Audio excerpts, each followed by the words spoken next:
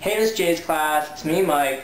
I was not able to make it to the presentation date, so I made a video of my presentation. And I know it's kind of sad, but whatever.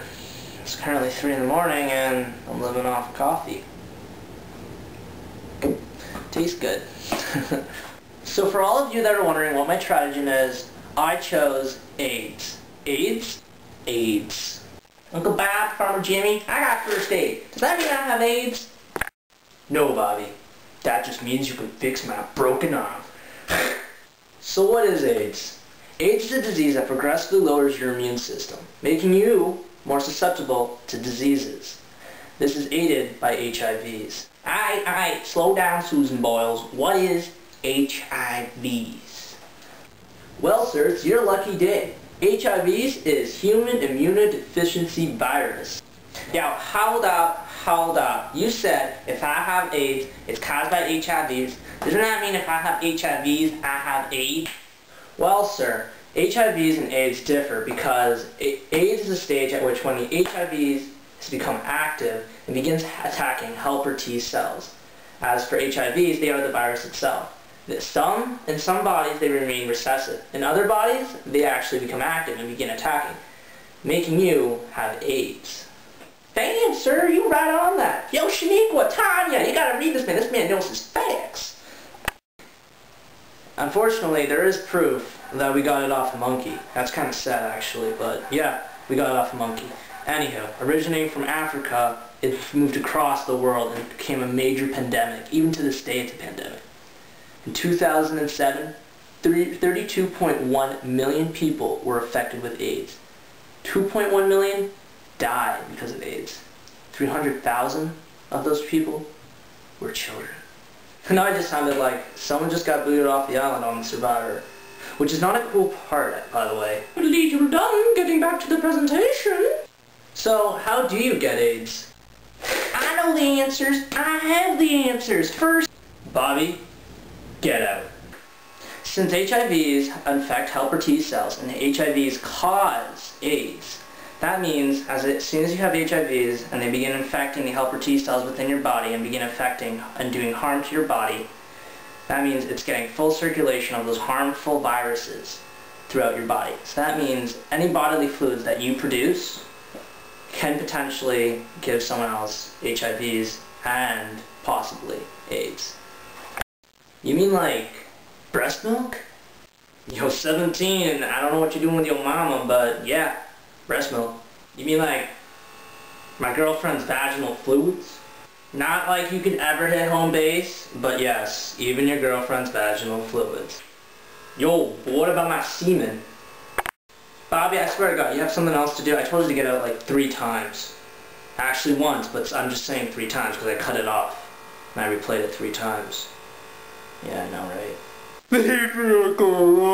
No, unfortunately, Chris Crocker does not have AIDS, but can be obtainable, yes, through breast milk, semen, vaginal fluids, and all that through blood, especially, easily.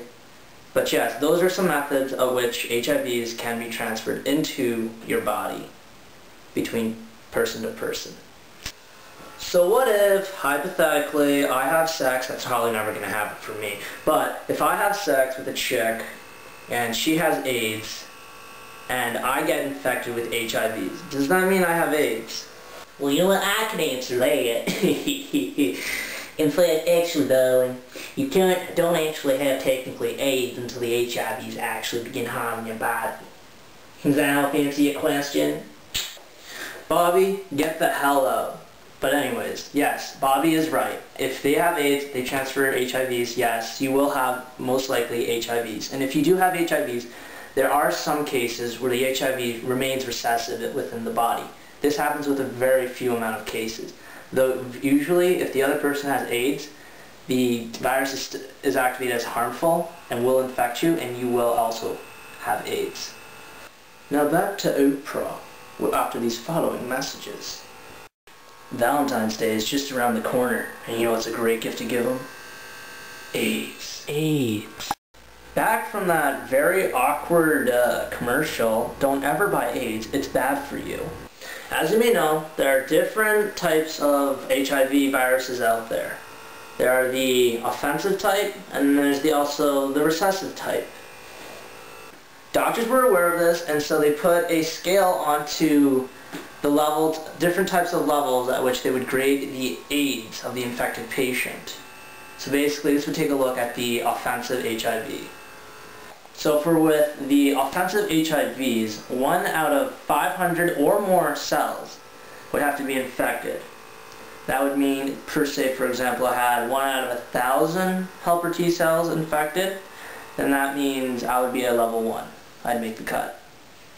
So for a level 2, to make the cut, you need to have 1 infected helper T cells out of 499 to 200 healthy helper T cells. Yes, but healthy. It's a bit slim and closes that gap, but that's a level 2. For a level 3, it gets a bit more deadly, actually. 1 infected helper T cell per 199 to 1 helper T cell. Now, of course, if all your helper T cells are infected, then you're probably dead, which is really bad. So hopefully no one ever goes that low. Unfortunately, if you have AIDS, there is no cure to AIDS. Once you have it, you have it. We haven't found a way to fix it, not after all these years. Question. If I have AIDS, I don't, you guys can't use this against me. If I have AIDS, is there any cure? Nope. You're screwed. You suck. I mean, there is no cure. Once you have it, you have it. It's a sentence. It's a life sentence after you got it. Alright, so then what are they trying to do to fix AIDS, I guess? I can answer that question. Shaniqua, Tanya, right here, girl, right here.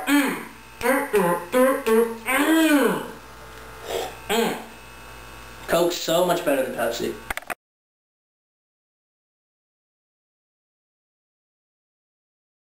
I'm back. I just killed Shaniqua and Tanya and Bobby Jones and Bill and Ray and other people I forgot the names of. Whatever. Anyways, so how can what are they doing these days to avoid AIDS? Well, first off, they're going with methadone treatment. Since vast majority of AIDS is transferred through needles and sex, they're trying to make ways to fix that with condoms. Yes, condoms. It does reduce the chances of AIDS. It does not clearly block you from getting AIDS. And they're also trying to, with drugs, offer cleaner needles, such as the London Middlesex Health Unit, which is currently doing that right now, actually, handing out free needles. So if you guys ever want to do some my late night special. Oh! No, I don't do any of those drugs. Oh, it's still on. That's not cool. Throw that over there. Away with you. Oh, I'll get that later. Anywho, with methadone treatments, we have approximately 1 very effective. It does not cure it. It slows the effects down, as well partially reduce it to a stable level. This method is called HAART. H-A-A-R-T. Yeah, I know. It actually is called HAART. HAART. Highly active antiretroviral treatment. And we're back to Retro Stars with David Stewart on 103.1 Fresh FM. I know I'm such a tool to say. So the main concept of the HAART treatment is basically a medication that will block the DNA transcription of from the infected helper T cells so that the HIVs don't keep on replicating like that, and begin infecting your whole entire body.